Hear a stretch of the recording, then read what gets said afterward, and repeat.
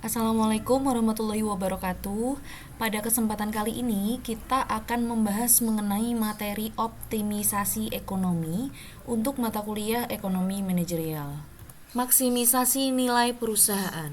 Jadi, dalam ekonomi manajerial, tugas pokok manajemen adalah memaksimumkan nilai perusahaan.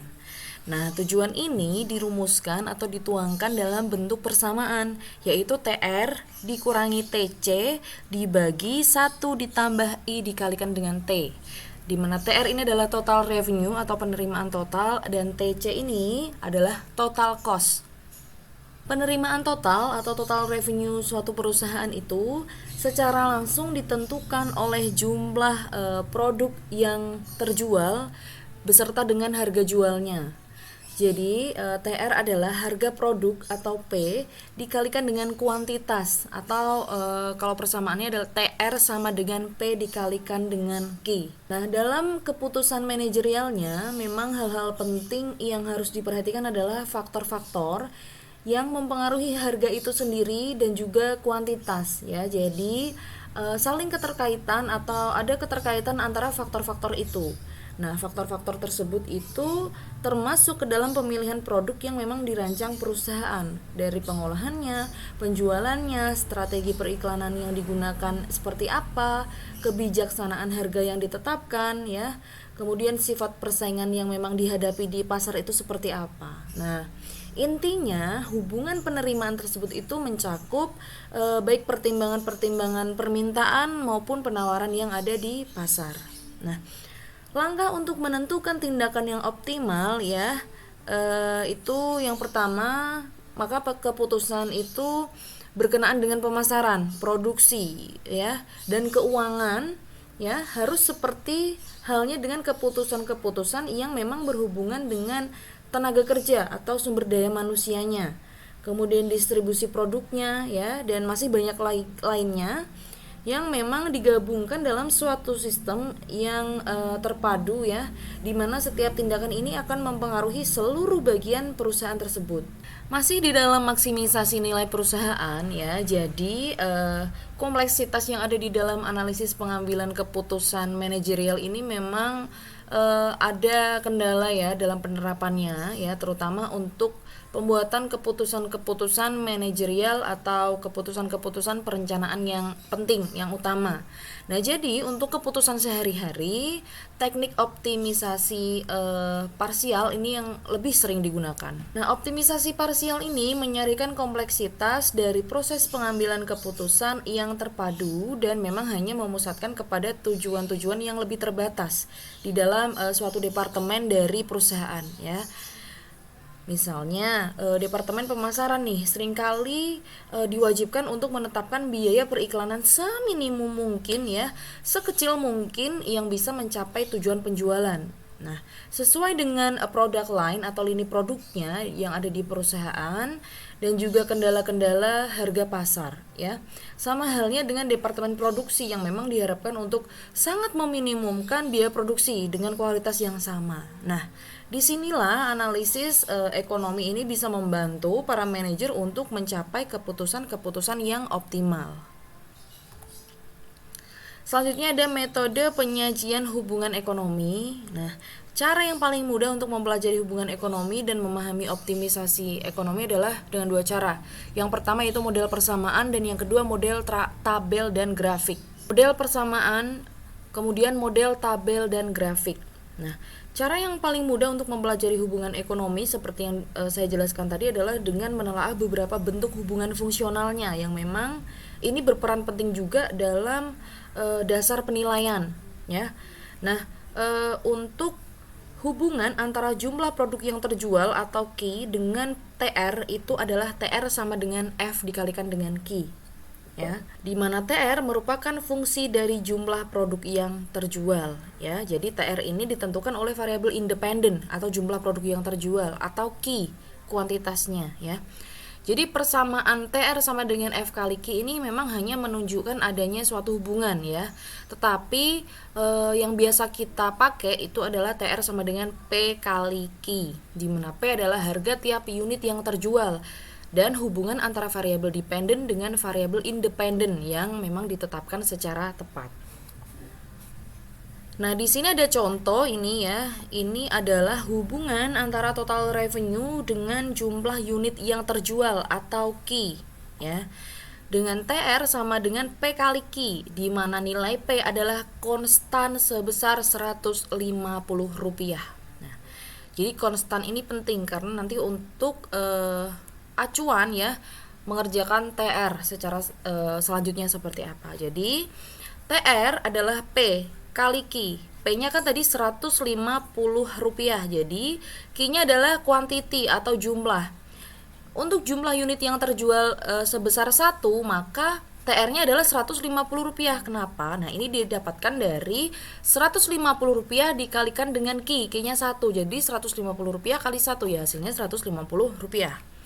Kemudian ketika Q-nya itu ada di 2 ya, atau jumlah unit yang terjual sebanyak 2, maka total revenue-nya adalah Rp300, yaitu dari Rp150 dikalikan dengan 2. Kemudian ketika jumlah unit yang terjual itu 5 ya, maka TR-nya adalah Rp750. Ini dari Rp150 dikalikan dengan 5 ya, begitupun seterusnya. Nah, untuk model grafiknya ya, ini sama, ini hubungan antara total revenue dengan Q atau jumlah unit yang terjual. Yang horizontal atau sumbu X ini adalah jumlah yang terjual ya, bisa unit atau waktu ya, ini adalah Q-nya. Jadi untuk yang sumbu Y-nya ini adalah penerimaan. Hubungan antara nilai total, rata-rata dan juga marginal. Nah, hubungan antara nilai total, rata-rata, dan marginal ini memang sangat berguna dalam analisis optimisasi. Nah, hubungan marginal sendiri ini didefinisikan sebagai perubahan variabel dependen dari suatu fungsi yang disebabkan oleh perubahan salah satu variabel independen sebesar 1 unit. Nah, dalam fungsi TR atau total revenue, penerimaan marginal atau MR ya, ini adalah perubahan penerimaan total yang disebabkan oleh perubahan 1 unit barang yang dijual. Hubungan antara nilai total dan marginal. Nah, pada tabel ini ya, ini menunjukkan hubungan antara total, marginal, dan juga rata-rata dari suatu fungsi laba. Untuk kolom yang pertama, ini menunjukkan kolom pertama dan kedua ya, ini menunjukkan hubungan antara outputnya dengan laba. Kemudian kolom ketiga ini ya, di kolom laba marginal, ini menunjukkan laba marginal untuk setiap unit perubahan output. Dan untuk kolom yang keempat ini menunjukkan laba rata-rata pada setiap tingkat output. Nah, laba marginal ini menunjukkan perubahan laba yang disebabkan oleh perubahan 1 unit output. Laba marginal untuk unit output yang pertama adalah Rp19.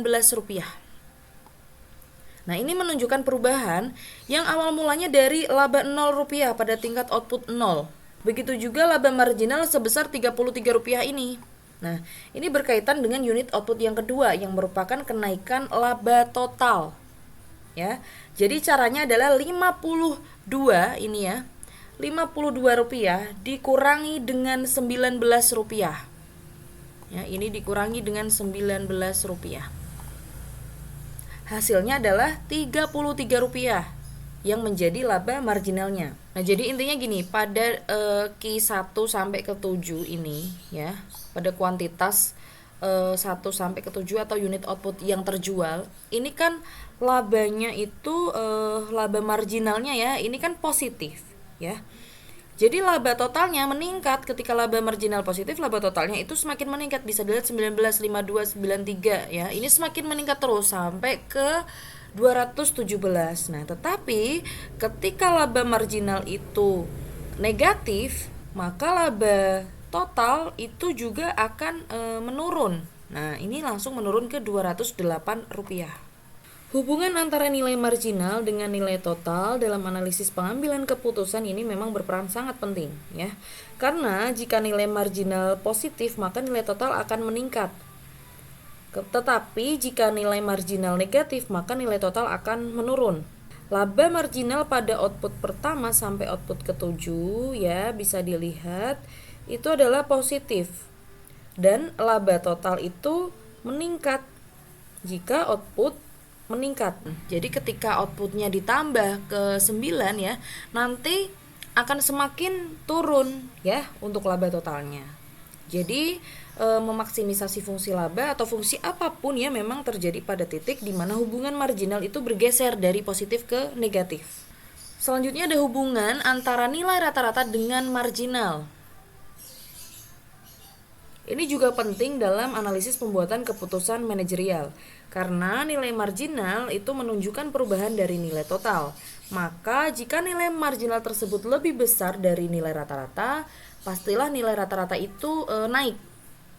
Ya misalnya ada 10 pekerja yang secara rata-rata menghasilkan 200 unit output per hari, dan pekerja yang ke-11 atau pekerja tambahan ya ini menghasilkan 250 unit. Nah, maka output rata-rata dari para pekerja itu meningkat.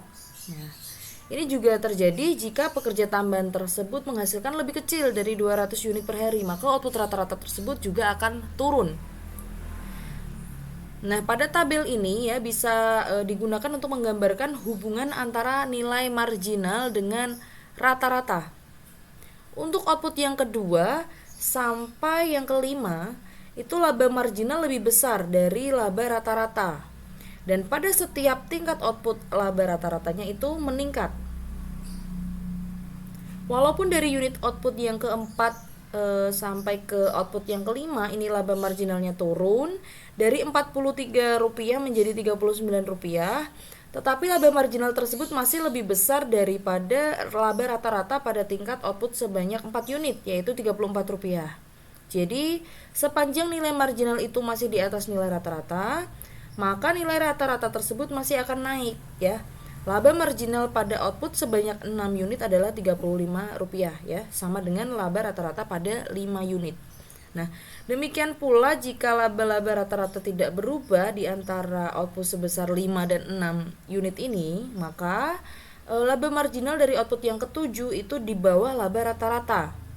Ya. Dan pada output sebesar 6 itu menyebabkan laba rata-ratanya itu turun. Dengan menggunakan delta sebagai tanda perubahan, jadi kita bisa menunjukkan perubahan nilai variabel independen ya dengan notasi delta X, dan perubahan variabel dependen atau Y dengan notasi delta Y. Nah, perbandingan delta Y dibagi dengan delta X ini menunjukkan suatu spesifikasi umum dari konsep marginal ya.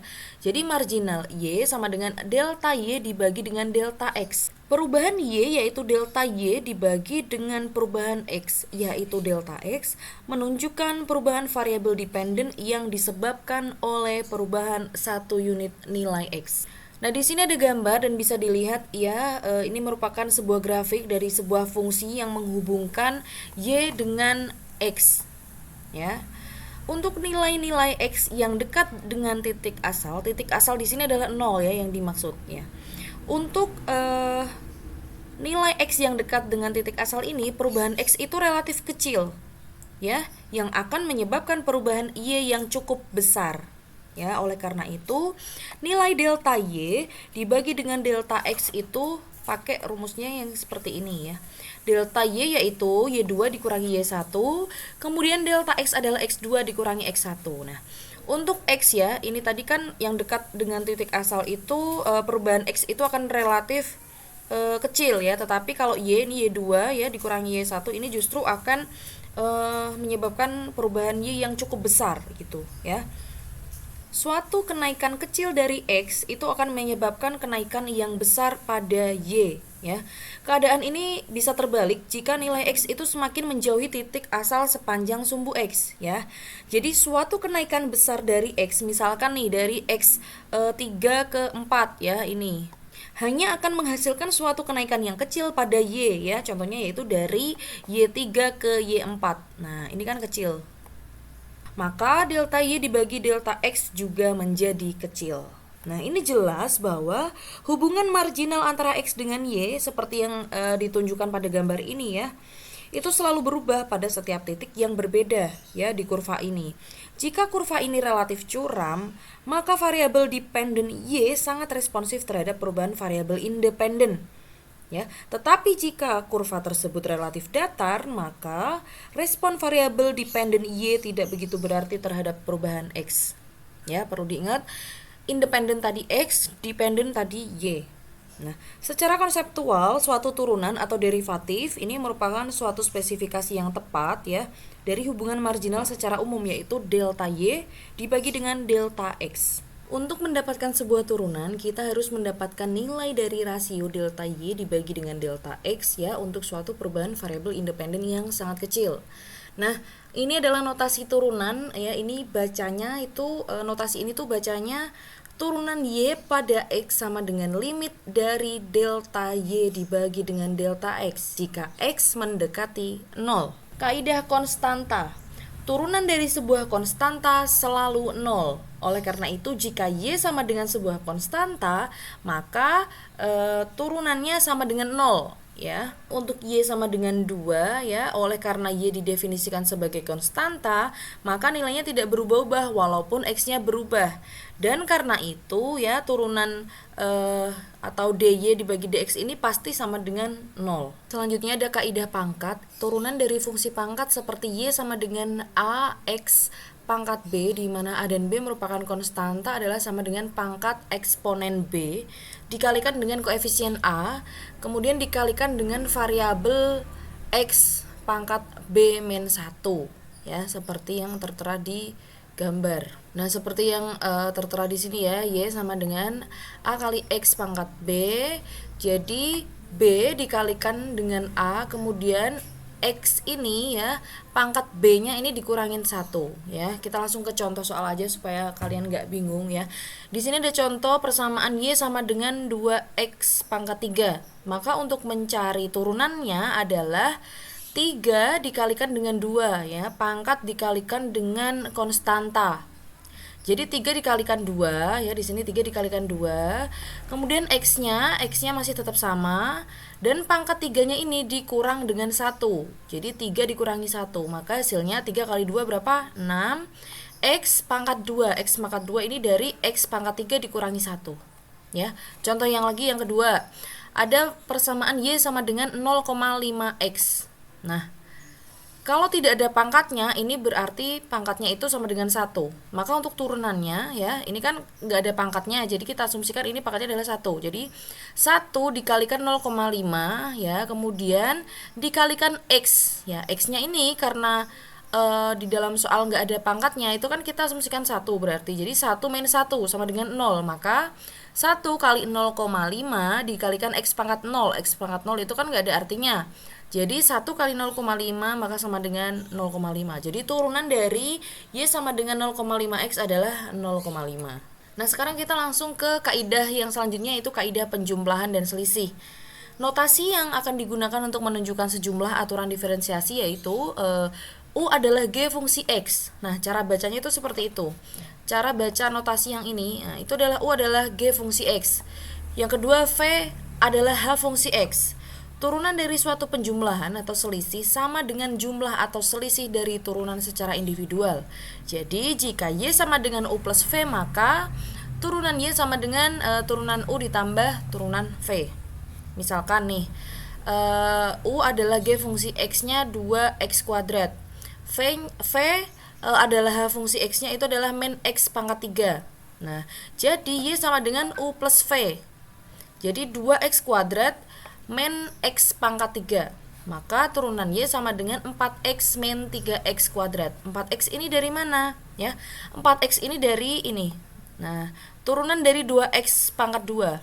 Tadi kan cara menghitung turunannya adalah 2 kali 2 itu 4. Nah, kemudian X-nya, X itu 2 dikurang 1 sama dengan 1. Kalau pangkat 1 kan nggak usah ditulis. Jadi cukup 4X. Kemudian min 3X kuadrat itu dari sini. Nah, kenapa min X pangkat 3 jadi min 3X kuadrat? Nah, pakai cara yang tadi ya, ini pangkat dikalikan dengan konstanta. Kalau min X pangkat 3 konstantanya adalah 1. Jadi 3 dikalikan min 1. Hasilnya min 3. Kemudian X-nya, X pangkat 3. Pangkat 3 ini 3-nya dikurang 1. Jadi X pangkat 2. Untuk itu, turunan dari min X pangkat 3 adalah min 3X pangkat 2. Selanjutnya ada kaidah perkalian. Turunan dari perkalian antara dua fungsi adalah sama dengan fungsi yang pertama, ya. Fungsi yang pertama dikalikan dengan turunan dari fungsi yang kedua, ya, diingat. Ditambah dengan fungsi yang kedua dikalikan dengan fungsi yang pertama. Jadi jika Y sama dengan U kali V, maka nih rumusnya seperti ini ya. Turunan Y sama dengan U dikalikan turunan V ditambah V dikalikan dengan turunan U. Nah, ketika ada soal yang seperti ini, Y sama dengan 3X kuadrat dikali 3 min X. Berarti untuk U-nya adalah 3X kuadrat. Dan untuk V-nya ini adalah 3 min X. Ya. Untuk penyelesaian soalnya ya, Y sama dengan, ini kan rumusnya U. U-nya kan 3X kuadrat. Berarti kita masukkan 3X kuadrat dikalikan dengan turunan V.